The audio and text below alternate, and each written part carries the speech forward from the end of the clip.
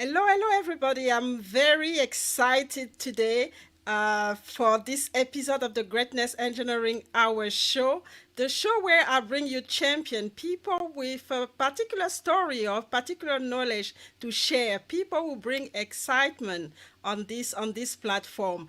And today it's gonna be very special. And like I said, I'm really excited by the conversation that I'm gonna have today. We're having an amazing woman who's going to be sharing about health information in the new normal, and we're going to hear about a latest project and how it's going to be something that can actually affect us positively, I would say. So I'm really amazed. And when I say amazing, I mean it. It's going to be special. And because this woman is a game changer, she's a visionary, she's a disruptor, but at the same time, a humanitarian. So she has all the attribute to help us going forward as we enter the new normal, as we enter the post-COVID era. So without further ado, I'm just gonna bring her, and as usual, I want you to have your pen, your paper, something to write on because you're gonna learn a lot today, and I don't want you to miss out on anything. So get ready. We're gonna start the conversation, but you'll know who is my guest. She's gonna have the opportunity to introduce herself, and I know you're gonna be amazed. It's gonna be really amazing. So don't go anywhere. We are starting.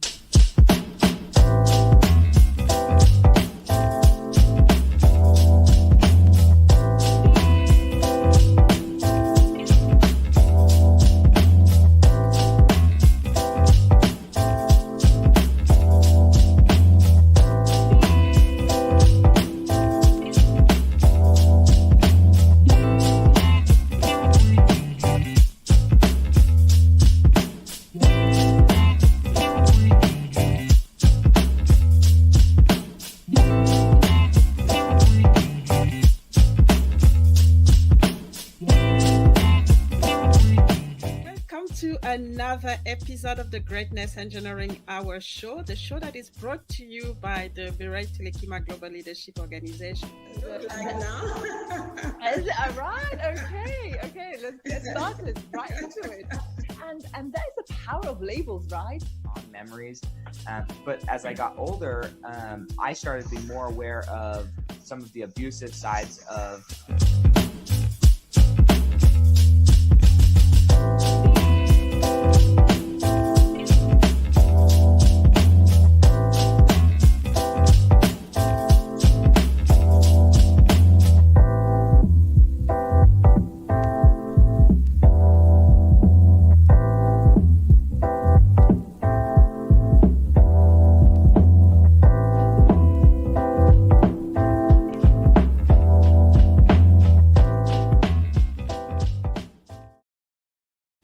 So welcome, Mary, to the Greatness Engineering Hour show. Such a pleasure to have you. I'm already so excited, by our conversation. But before I go into full excitement, just want you to introduce yourself to the audience and let us know who you are and the information that we need to know about you before we start, this conversation about health, in the new normal.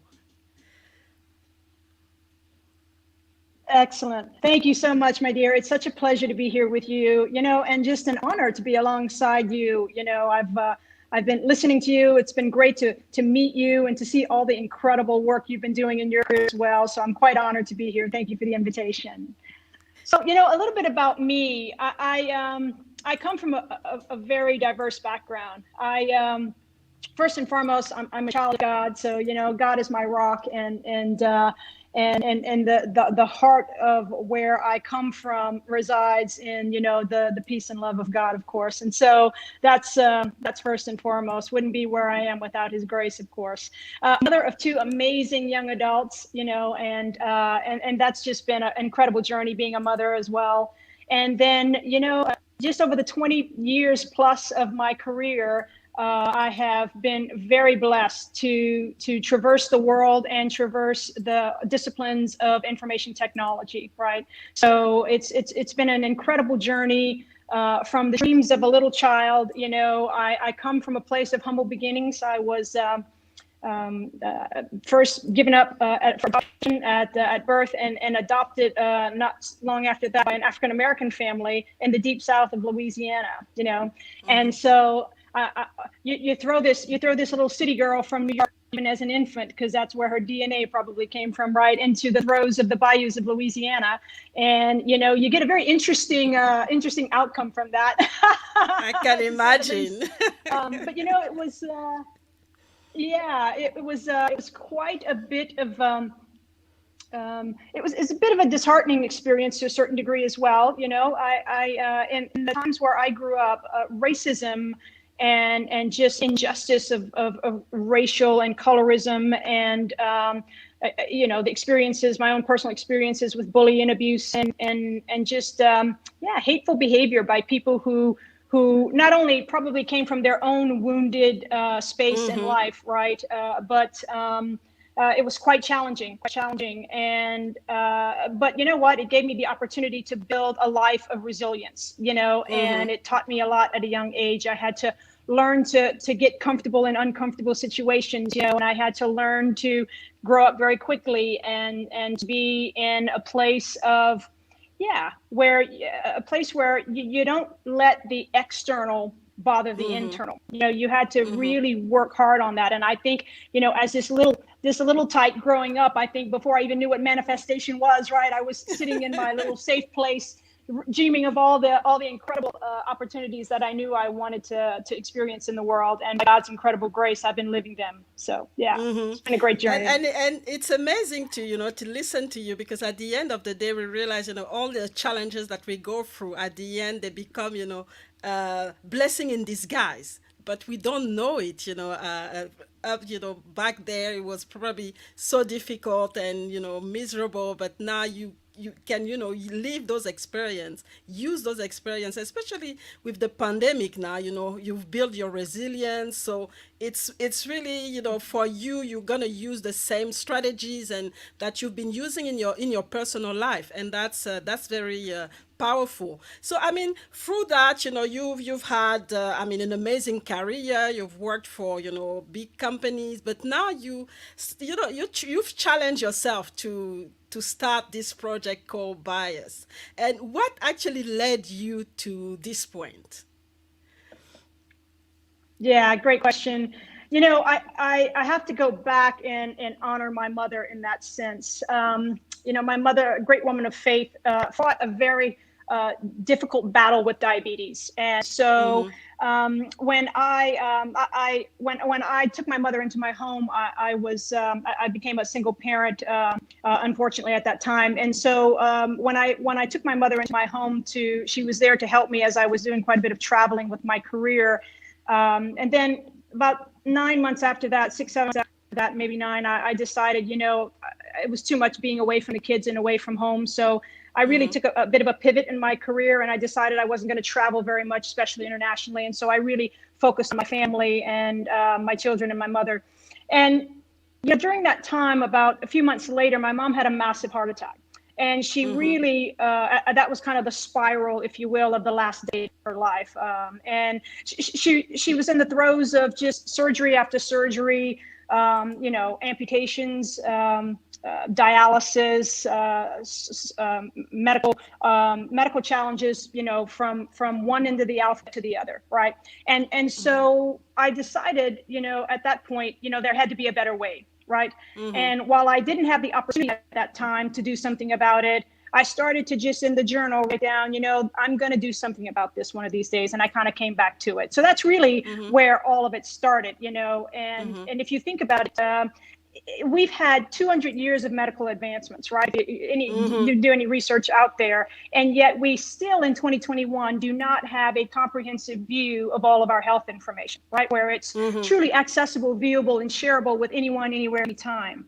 And when I decided to leave Shell and do something different, I said, you know what, this is a great opportunity. You know, I'm always one to kind of go after I'm a bit of a contrarian thinker, right? And so I really go after what people think are the tough problems, and really question the norms around them and figure out why do we, number one, make it so complicated, right? But why do we think it's so complicated? And how do we start addressing it? You know, how do we start picking it apart piece by piece? And so I really focused and got a bit of clarity around that, and yeah, just use my the struggles I've seen in my own experience and with my own family and friends, and decided that was the way I wanted to go. Right? Our medical records don't travel across the street with us, much less across the city or across the globe, right? And so, how do we get to that point where we can solve that problem? Yeah.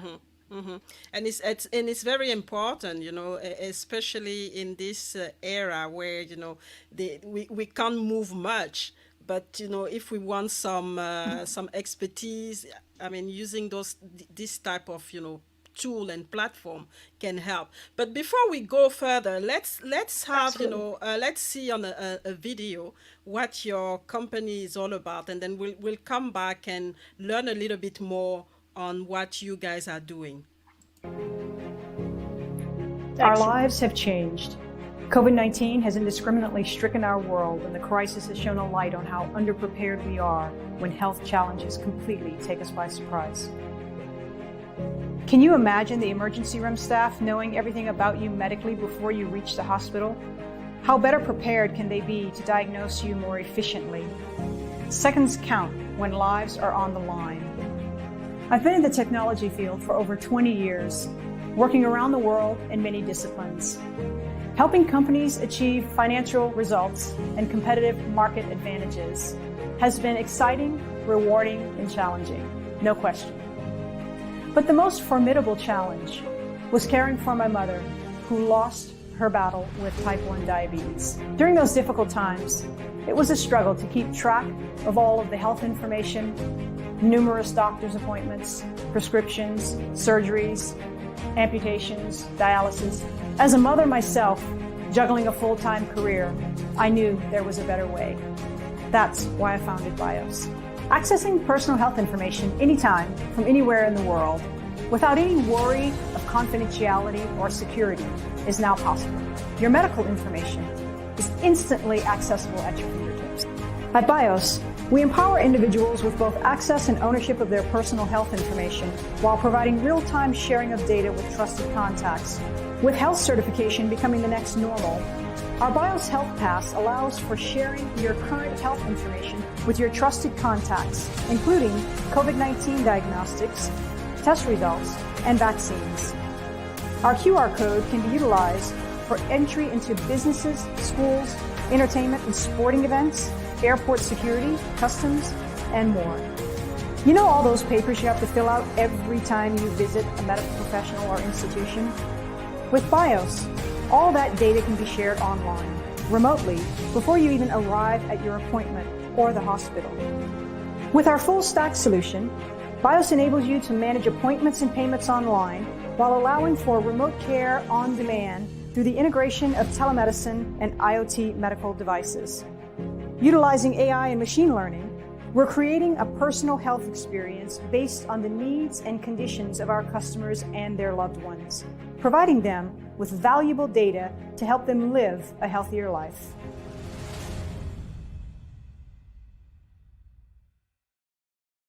We are back. We are back with Mary, and so buyers. So, what do you do exactly, and what is, you know, who are you targeting, and what is your, you know, the target market, and what are you trying to achieve through buyers?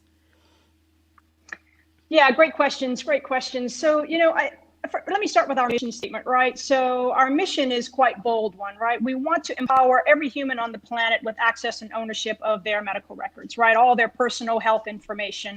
And regardless, by the way, whether they have a phone or not, right? And that's the key. When I started designing BIOS, you know, I really took it from the point of, you know, how do we offer a solution for everyone, right? It doesn't matter. It doesn't matter whether they are sitting in the most underdeveloped countries in the world or in the 1% of the world. it should be an equal playing field, right?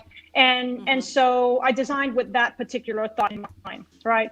When I was thinking of the Health Pass and the full stack of BIOS, we have two different solutions. It became very clear to me that we had to build a platform where technology was not a hindrance to those who couldn't afford it, but yet could actually serve all, right? And so for us, the target market is, I always say to everybody, well, it's for everyone, right? And while we're championing medical transparency in the new normal, what does that really mean?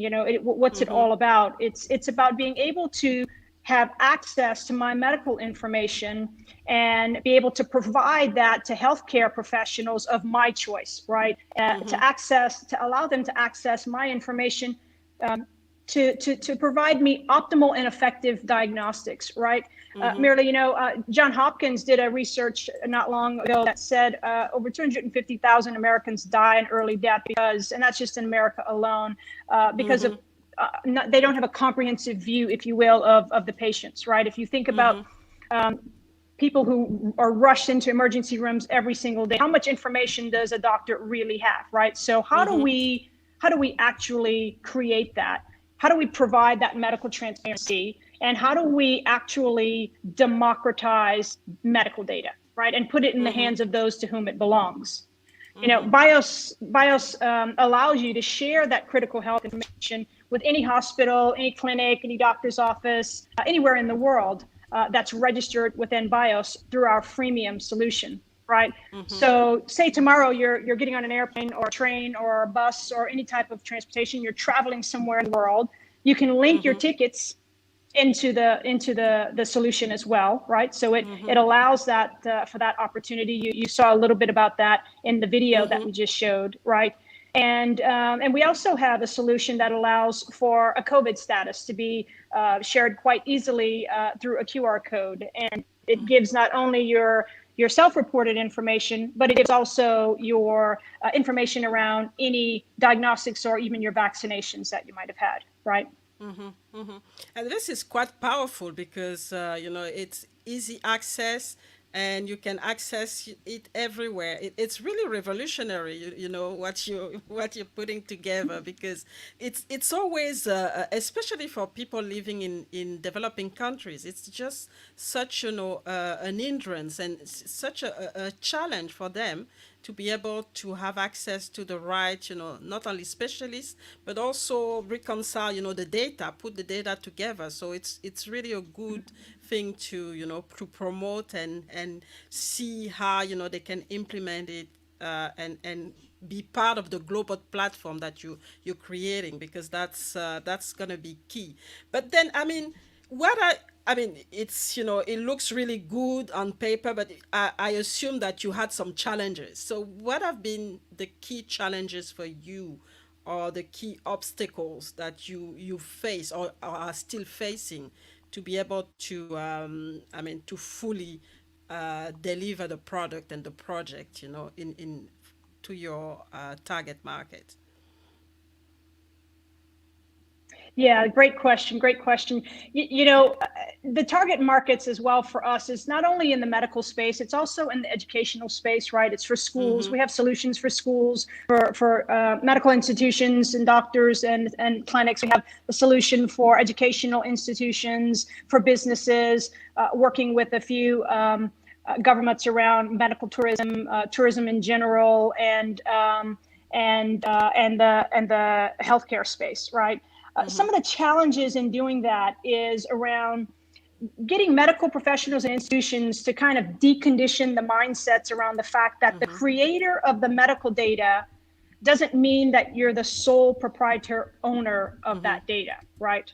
And I think that if you look at a lot of these systems are built, even though some of the systems are coming out with patient portals, these systems are built with the institution in mind, really, right? And so I'm a doctor, I create the information, I'm an institution, I create the information, and the information is out there, and we may or may not have access to it, right? So I think it's getting the mindset of of the large companies out there that host this data, the doctors the medical professionals who create the data, that I, as the patient, I'm just as important, right, as my data is. So therefore, I should have that access. I should be able to also share that data. It could one day save my life, right? I should be able to share that with whom I deem necessary. I think another challenge is around legislation, right? I think that legislation doesn't dictate and cannot dictate, right, who I share my medical records with. But I was recently just talking with a company in France in the medical services space. And I was asking them, how do they handle data cross borders? Because they have some of their services that they provide in a few different countries in Europe. And they said, wow, it's very difficult, Mary. It's very challenging, and because of the regulations in place. So again, it kind of goes back a little bit to that rebel inside of me, I guess, that contrarian thinker inside of me that says, well, it really shouldn't be that way, right? Because it's my data. It belongs to me, actually. So I think we need to get to that point where we shift that paradigm and we realize that we as should be the owners of our data, right? It's not that they shouldn't have access or have a copy of it either, but we should definitely have access to it, right? And so getting legislation to just kind of remove some of the complexity and the I think archaic rules, if you will, around that sits in the space of medical information, to open up it a bit more, to say that me as the individual who owns the data, I should be able to take that data and do whatever I want with that data because it's mine, right? And then I think, and different areas have different challenges, right? When you think about partnering with other companies, getting large medical information services companies to realize that BIOS isn't in major competition with these guys, right? We want to augment them. We want to help in collaboration with them, because at the end of the day, we care about the patient, right? And I'm sure they do too, but we really put the individual who owns the data, the individual who has the medical challenges, the individual who needs this data, no matter whether they're traveling to different doctors in their city who may not be in the same network, right? Or whether they're traveling across the globe on vacation, right? I should be able to have that access at my fingertips. So how do we work to make sure that we're serving everyone? And then, of course, in underdeveloped countries, right? India is one of those great opportunities. I'm living here currently, and I've been working here for the last year. And as I talk to a lot of the doctors where there is still heavy paper process here, just getting them to truly understand the technology itself, right? Get them to kind of get their mindset away from, it doesn't have to be on paper. Let's start moving to digital. There's a lot of advantages and benefits to that, right? So getting them to understand the technology and connectivity, and changing the mindset that it's okay to move away from paper, right? I mean, if you think about it, India is one of the most advanced countries in the world when you look at digital payments, right? So if we can manage our money digitally, why can't we manage our health records digitally, right? And that's just a mindset, like you said. There are certain things that we do, but we don't do the same, translate them into another industry or another area. We tend to just, stick to one area, and then we forget that we can use the same concept, like you said, in another area. But I think the key thing that I see, when those type of platforms are being built, is people being questioning the security, because we know that data is everything now. So if somebody actually get your data, you can be in trouble. So how are you managing that? Excellent question. You and I have both been in the oil and gas industry, and the phrase I think these days is around data is the new oil, right? And so, great question. So we've got, I think we're one of the few companies out there that's actually working with blockchain technology. So what we do is we've got, to be a bit technical, right? We have what's called 256 AES encryption from device to server, right? So you've got your mobile device. If it's a person who owns a mobile phone and they're looking at their device and they're looking at their data or inputting records or reviewing records, that data is encrypted. Flowing back and forth. We are working in the Amazon cloud. So currently today, we're not limited to it, but that's where we've started. So we live in the AWS services world. We have we have data protected at rest as well, of course, and encrypted at rest. And then we have data that is at 512 level encryption on the back end. As we talk about data, taking data from what we call our SQL database environment, where data sits and the images sits and the artifacts sits, right, and then pushing data itself into the blockchain platform, right, and we use Ethereum and we use smart ledgers and whatnot to do that. Yeah. Because And that's a one more big thing to add one. there, blockchain. Yeah, exactly. Blockchain is now, as we know, is one of the most secure opportunities out there today for when you look at how we keep data safe, right? Yeah. And yeah, blockchain is, and I see that with blockchain. I mean, it's like you said, it's a more secure system right now, but people are still very doubtful and fearful of what is blockchain. I'm not gonna implement anything in blockchain because there's this mindset where they think that they're losing control, which is actually the other way around. And so that's why the question that I have, how are you doing your awareness? Because I think it's about awareness as well. So what are the key things that you do, you implement, for the awareness to make sure that people are, get comfortable with what you're proposing? Yeah, we take it and we do comparisons, of course, right? And if you look at, I mean, banking has now almost all gone to online, right? I mean, you can even deposit a check online now with banking, right? And if you look at fintech has now been a huge proponent of blockchain technology, right? And so I try to, when people say, Mary, what's 256 AES encryption? What does that really mean, right? And especially if you're trying to kind of put it in layman's terms. And it's kind of, I relate it to applications that are out there that are doing this quite well, right? And so you look at obviously Signal. Signal is a great app that's come out. A lot of people are trusting Signal a bit more than even WhatsApp these days, but WhatsApp is still as secure, right? I mean, it's got the same encryption, which means you get that little disclaimer that says no one can read or access your recordings, right? And so it's that level of encryption that we put in place. We talk about it as well. We've got biometrics in place to access your data. So no one can just come on your phone or your device and get into your records and see your records. All your data stays in the cloud. None of it's on the phone. So if you lose your phone or you have to use someone else's phone, give you options to go around that. It's all driven by biometrics. In the underserved areas of the world, we're even driving accessibility to your data by biometrics, right? And so it's revolutionary what we're doing. We've been talking to some doctors, and they are just they're extremely excited about what we bring to the market because they have no way to track and trace medical records for people, right? Especially people who in India we call migrant workers, for example, right? They move around, and if they have to go to a clinic on one side of the city or a clinic on the other side, or even if they go back to their village, how do the doctors keep track of them? How do we ensure that they can have the same opportunities to have the same level of care for their health as the rest of us, right? And so we're implementing, we're using some great technology out there, working with some companies to hone in on doing that all through biometrics.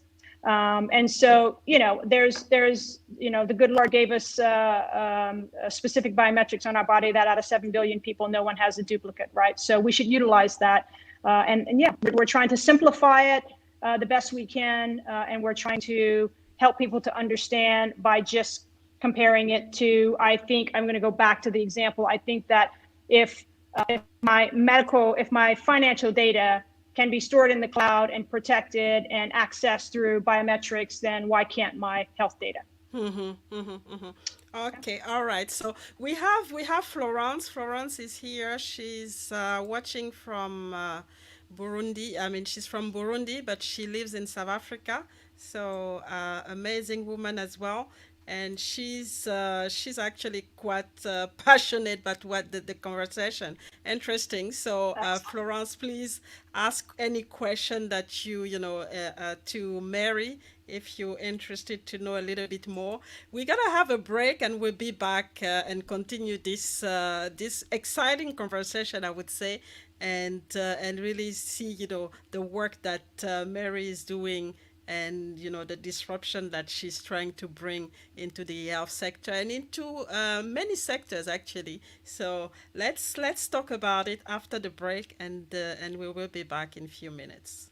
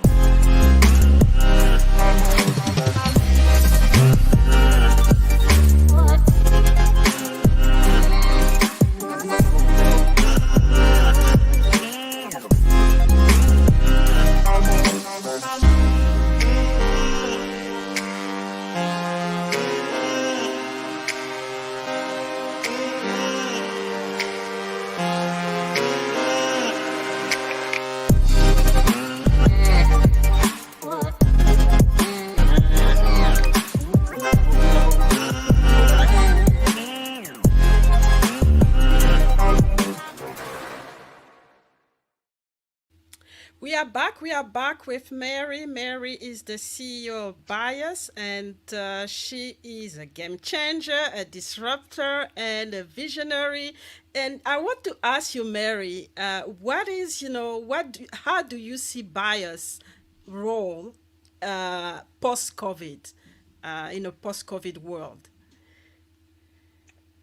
Yeah, I think that great question. I think that, COVID taught us a lot, didn't it, Marilee? I think that the first thing, as we talked a little bit about earlier, what we learned in COVID was how unprepared we were when we all of a sudden had to jump on a telepresence call, for example, right? And start to see a doctor over a video camera, or have a phone call with them, and how difficult that was, right? We didn't have the ability to easily share our health information with them, especially if it was a doctor that maybe we hadn't seen before, right? A lot of doctors were called to help in the COVID pandemic, right? And early in the throes of the pandemic. And so, you heard of a lot of people even dying from other conditions because they couldn't be seen, right? They couldn't have the right diagnostics that needed to be done, or even out of office, out of patient type of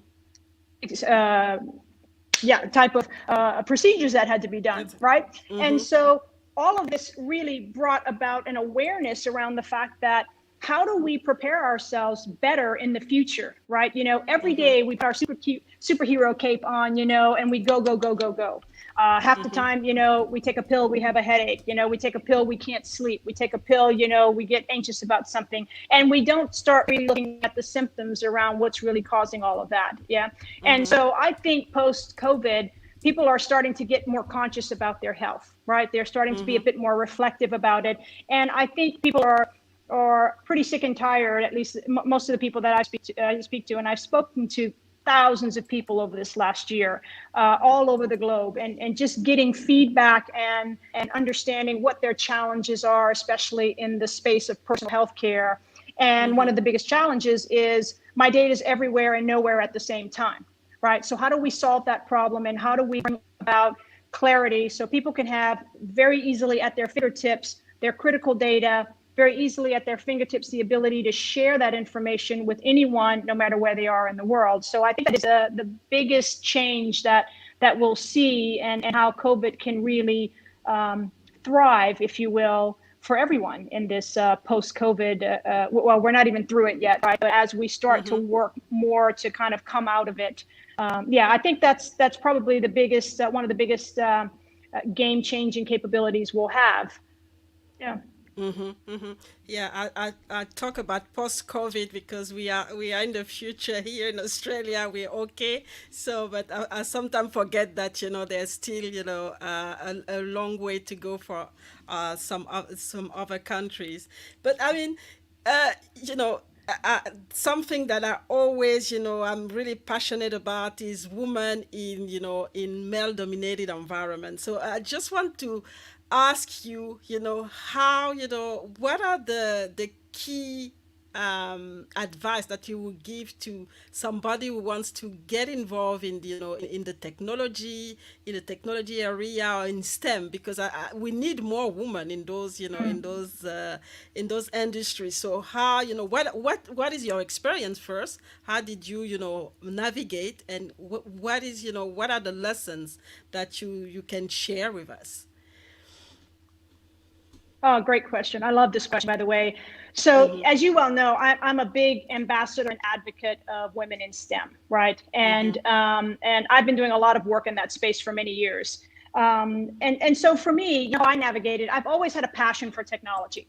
Ever Mhm. since, I mean, I was I was getting my first computer when I went into undergrad, right? And so I think that stick with what you're passionate about. And if you're Mhm. passionate about learning technology, you're in a great space because Mhm. it touches technology touches every industry. And so the Mhm. important message is to think through, it's not just about, oh, if I go into technology, then I'm just going to have to code, or I'm just going to have to, be an engineer or do whatever. I don't think that's the case. I think that when people really start to look at how the field of information technology has grown and expanded over the years, even the course of our careers, right? Just in the last 20 years, it's been pretty incredible. The new opportunities for getting into different areas of technology is just expansive. And so I Mhm. really just say, do your homework. First of Mhm. all, don't let anybody talk you out of your passion, right? Mhm. Parent, Mhm. aunt, uncle, priest, spiritual advisor, it doesn't matter. Mhm. Find that voice, find your truth, and figure out what that is for you, and start to navigate down that path. I've Mhm. mentored and sponsored many people along my journey, very much like yourself, and Mhm. and I always ask them one important question, and that question is, if you could write your own job description right now, what would Mhm. it be? What would be the most exciting thing that you would want to do? And then, I made them go away and not answer me the question, of course, right there and then, because I want people to go and be reflective about that. So really take the Mhm. time and reflect on what is it I want to do, how can I do it, and then reach out to people. Mhm. I think you do the same, right? We come to a point. I've been reaching out to people left and right on LinkedIn and getting connected with incredible people, and people are gracious, Mhm.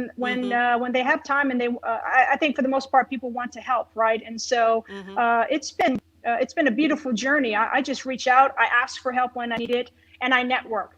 Networking is Mhm. huge, and I think someone said your network is your net worth, right? And so Mhm.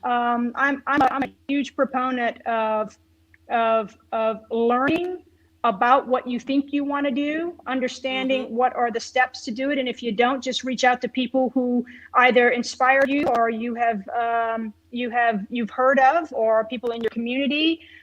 Don't be afraid to ask for help. Yeah. Mm-hmm, mm-hmm. And that's a key one. Don't be afraid to ask for help, because sometimes we want to do it especially us women. We want to do it everything ourselves, and then we just Mm. realize we're stuck, and then we get overwhelmed. And by the time we realize, we give up. And it's important to understand our gaps, and really know that we can do it together, and we don't have to go alone. And Mm. that's a key one. So I mean, Mm. um with everything that is happening, I mean, I assume that there are so many decisions that you had to take, So lately, what was the most difficult decision that you would say you taken, and it took really hard, you spent a hard time to really take this decision, and how did it impact you? Yeah, I think if I had to think back on some of the difficult decisions for me, specifically around BIOS, right? Mm-hmm. It's been around. As a technologist, we don't know when to stop, right? We want to Mm-hmm. keep adding features and adding capabilities, and we have this mentality, of course, of okay, it's our baby has to be perfect before we show it to the world, right? And Mm-hmm. I think that that it's that get out of that phase of it's got to be perfect, right? Mm-hmm. The most important thing is don't copy somebody else, right? So Mm-hmm. when I really started designing BIOS, I went with my head down, and I just Mm-hmm. got, like I said earlier, clarity of thought on what is it that I was trying to accomplish, and then I Mm-hmm. designed the whole solution. And Mm-hmm. then I didn't look right or left, right? I didn't Mm-hmm. look at other companies out there. How are they doing it? What does the app look like? What does the user face interface look like? I didn't look at it at any of that. I just said, Mm-hmm. okay, Mary, what's the vision, right? And Mm-hmm. you've done this. You've been to this rodeo before. And Mm-hmm. then once I got through that, and built the right team around me, then we actually built the solution. But let me tell you, one of the mistakes I made, and I went back and I had to rebuild the entire thing, was I should have paid a Mm-hmm. little more focus up front on all of the UI work, because for me, UI is everything. The Mm-hmm. experience of the user and the individual using our application has to be engaging. It has to be informative. It has to be educational. It has to be something truly unique that they don't have out there today. And so we Mm-hmm. went back and actually when COVID happened and we went into lockdown, we all just put our head down and we revamped the entire app, and we almost rewrote the entire front end of it in the following 3 months, right? And now we've got a solution that it probably could have gone live 3-4 months ago, but I took a bit of a pivot because I really wanted to also provide a solution that addressed COVID, that addressed Mm-hmm. how do we bring people back into society, right, in a way that it's not a silver bullet, because as you know, Mm-hmm. there's just no silver bullets with COVID, right? I mean, you have Mm-hmm. people that are they're building all these solutions out there, and they're saying, oh, come to us and we'll show you the results of COVID. And well, that's just, Mm-hmm. as one of the ER doctors said to me, well, Mary, you and I both know that's BS, right? And so Mm-hmm. so I think with what we did was we took a pivot and we said, all right, we can't tell you if you have COVID or not, because you could have Mm-hmm. got tested. Your test results could say I don't have COVID. You could have stopped at the Mm-hmm. gas station on the way going home and caught COVID, right? I mean, so Mm-hmm. there again, there's no silver, but how many layers of kind of social confidence, if you will, security can Mm-hmm. we build in place to try to help bring about some confidence back into society again, right? And that's what we're doing at BIOS. So with our health pass, yeah. Mm-hmm. Mm-hmm. Mm-hmm. And And so then for me, those decisions were just around making sure that it's good is good enough right now, right? mm-hmm. And as long as you're going to keep working, of course, you're going to keep adding capabilities to it, but it's great product as it is, and that's why we're now starting to bring it to the world. Yeah. Mm-hmm. And people have to understand that it's never 100%. Technology is never 100%. Science is never 100. And I think that's the battle right now. They think that because science is saying something, it's going to be 100%. No, I mean it's going to be better, but it doesn't mean that it's going to be 100%. So we have to be comfortable with that and still follow the science even if it's not 100%. That's the big challenge, and I think the awareness that we scientists and people working in technology need to to do, because when they hear about technology, it has to be 100%, otherwise there's something wrong. So we have Florence again, and she just saying that she needs you in the rural community, so she might get in contact later on. And we just have Christelle. Christelle is actually watching from France, so just coming in. So Christelle, I hope you enjoy it. And so we're gonna have another break, and we'll go to the last part of the show. It's going just so fast, and I don't even want to stop anymore. So it's It's but been let's great. have It's been great. let's have the break and come back.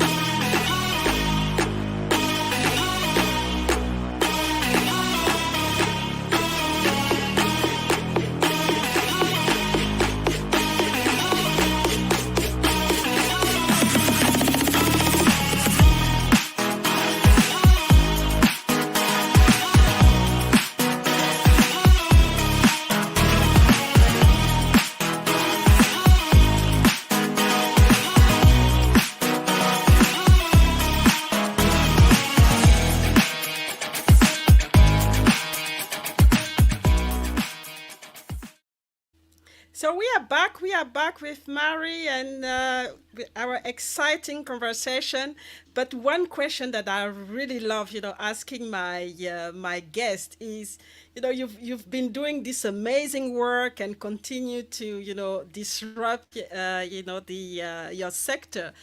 But what is, what more, what legacy do you really want to leave on top of that? Oh, yeah, great question. Um, I think that it's twofold for me, right, Merle? We actually just started. I just started a foundation called ICU, and Mm-hmm. ISEEU, and Mm-hmm. the website will be coming out soon. It's ICU.world. But for me, that question is twofold, right? Mm-hmm. The humanitarian in me, of course. I want to leave the world a better place than I found, right? As cliche as it may sound, it is something that is very near and dear to my heart, right? Mm-hmm. I come from a place where, life was hard and it wasn't always just. And it was, I never want a child to have to experience the type of experiences that I had to have, right?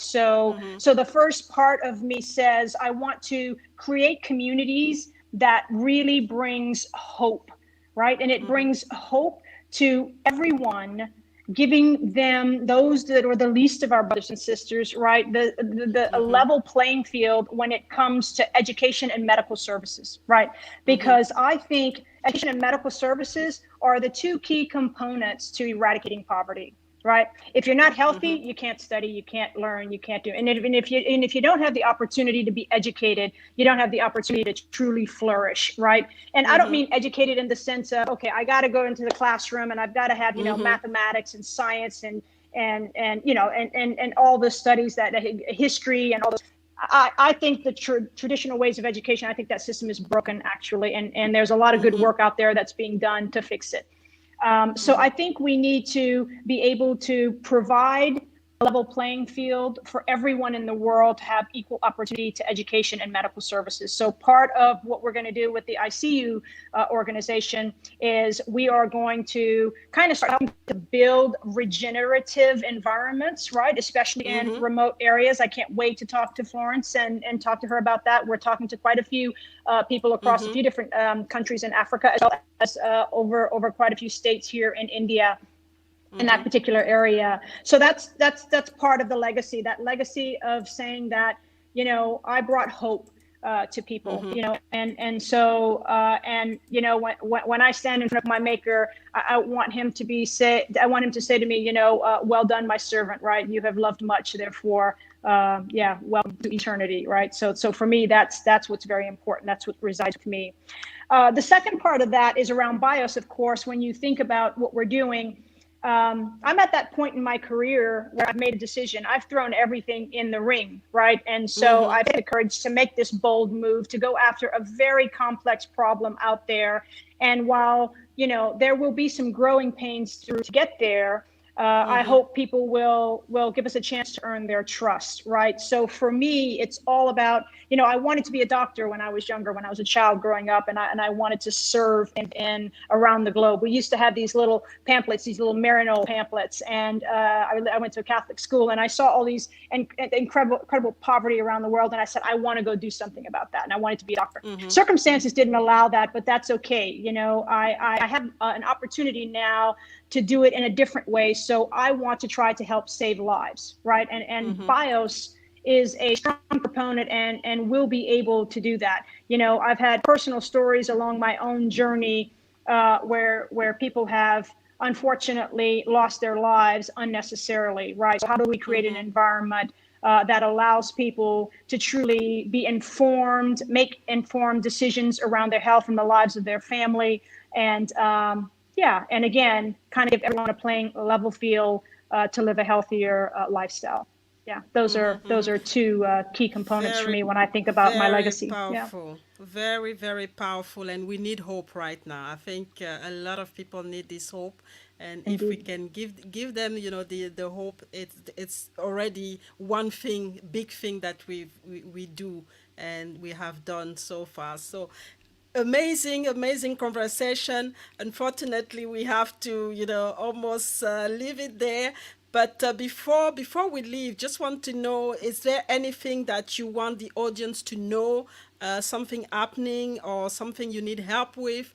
And so just just let us know, and how they can connect with you as well is very important. Absolutely. Thank you for that opportunity. So please reach us on bios.life. That's B1OS.life. Mm-hmm. That's our website, and you can go to our Reach Us page and send us some information. Let us know what you're interested in. How can we start collaborating with you? Whether you are, medical professional institutions, educational institutions, pharmacies, diagnostic centers, sports institutions, right? We think sports is the psyche of society, right? And we're trying to Mm-hmm. think about how to get fans back in the seats, and how do we get to experience life like we experienced it, at least a little bit of what we had before COVID. So any of those organizations, we're excited to start partnering with you and doing some early adoption work with you. We've got some great solutions for all of you. Follow us on all the social channels. We're out there. Just look for b1os.life. We're out there. Subscribe to our blog. I put a lot of great information, and I write a lot of the blogs myself. And so, and stay tuned for all of the great NGO work that we're going to be doing with the ICU organization, where we are Mm-hmm. currently right now working to try to help support a boarding school for high school girls in the northern jungles of Jazakan. Yeah, and Mm-hmm. so pretty excited. We're looking for support there, and a lot's going to be coming out around that soon. But Mm-hmm. yeah, give us a chance to earn your trust, I would say, and check us out on b1os.life.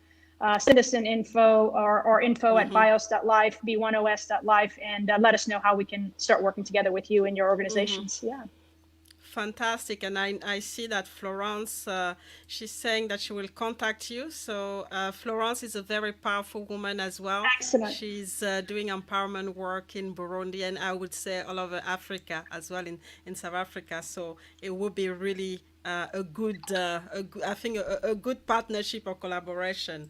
That I see. So I mean, that's Thank the you. end. That's the end of the show. I look forward to it. It's been amazing, and I can see from people who are live that they really enjoy the conversation. I mean, and they learned a lot. So if you want to continue this conversation, please get in contact with Mary. You can find her on social media, but also a company is called Bias, and you can find everything. So don't hesitate to contact her, and a project is actually expanding, so it might be in your country, so make sure you get in contact with her as soon as possible. For us, it's gonna be bye bye, but I really want to thank you, Mary, for your energy, for all the knowledge and all the information that you've shared today. It's been amazing, and I'm gonna borrow the powerful from the audience. It's been a powerful session, and I really enjoy, having this conversation with you. So that's all for today, and have a great evening, and we stay in contact anyway. So for the audience, I hope you took note, and like I said, make sure you connect with Mary, and get this conversation going, and get to understand a little bit more what BIOS is all about, and how the project is going. But for now on, it's bye bye. I see you next week with another episode of the Greatness Engineering Hour show. But this time we're gonna stay home, and we're gonna have one of my friend, an Indigenous Australian who is amazing as well, and you will really enjoy her company next week. So thank you, Mary, and see you. Thank you, my sister.